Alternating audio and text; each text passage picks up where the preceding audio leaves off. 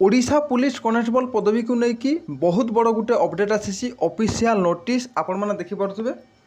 Notice number रही एवं date देखिपे 26/5/2026 दिन यह नोटिसटी आसी क्या पाखर क्या पाखक जाने देखिपे। फ्रम रही Shri Tarun Kumar Panda deputy secretary to government to आपण मैंने देखिपे जे सेक्रेटरी अच्छा OUSSC पाखक यही नोटिसटी जाइए। सब्जेक्ट रे कौन देछि आपण मैंने देखिपे regarding conduct of recruitment exam for the post of constable constable communication OISF constable SI equivalent सब पदवी रही खूब शीघ्र यहाँ पूरण होगापाई जाउची। पोस्ट रे कैटेगरी वाइज वैकेंसी रही आपण मैंने देखिपे कॉन्स्टेबल कम्युनिकेशन 300 पदवी रही OISF कॉन्स्टेबल 2212 पदवी रही सिविल कॉन्स्टेबल जोटा कि डिस्ट्रिक्ट कॉन्स्टेबल रही 4219 पदवी रही एवं SI एंड इक्विवेलेंट रैंक रे आपणकर 933 वैकेंसी रही।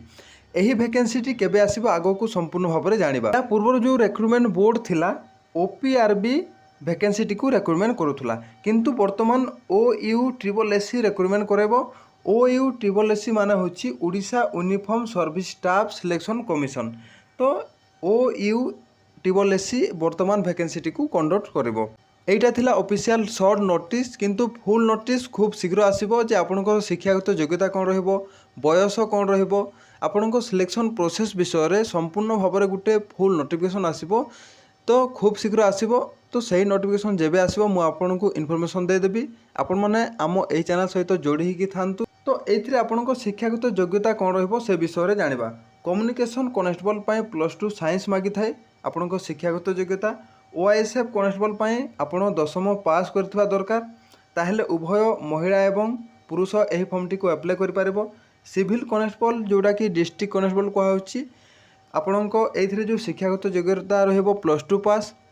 तो यही फॉर्मटी को मध्य आपण माने मेल फीमेल कैंडिडेट अप्लाई करि पारिबो एवं SI इक्विवेलेंट रैंक रे आपणको ग्रेजुएशन मागिबो।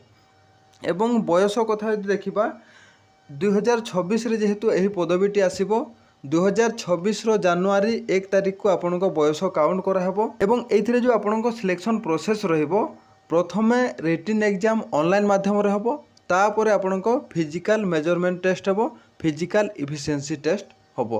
एटा आपणको रिक्रूटमेंट प्रोसेस रहिबो एही बेसिस रे ही आपणकर सिलेक्शन हबो। बहुत सारा वैकेंसी रही आपण माने देखि पारथबे एही सब वैकेंसी आपणकर आगामी दिन रे आसीबाकू अछि एवं खूब शीघ्र एही वैकेंसी आसीबो। आपण माने निश्चिंत रहंतु निहाती भाव में एटा गोटे समस्त पय खुशी खबर।